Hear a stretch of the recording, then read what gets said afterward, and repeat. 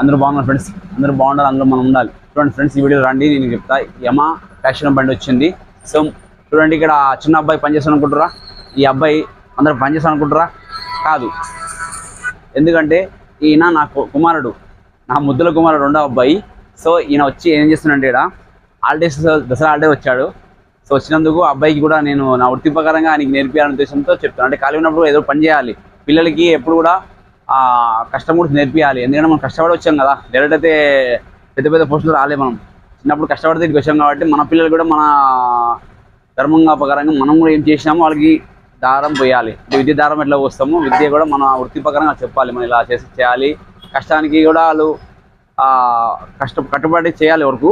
అందుకే ఈ బండి ఏమైందంటే దీనిలో, సో ఈ బండి క్లచ్ వర్క్ ప్రాబ్లం ఉంటే, 1 వే ప్రాబ్లం ఉంది.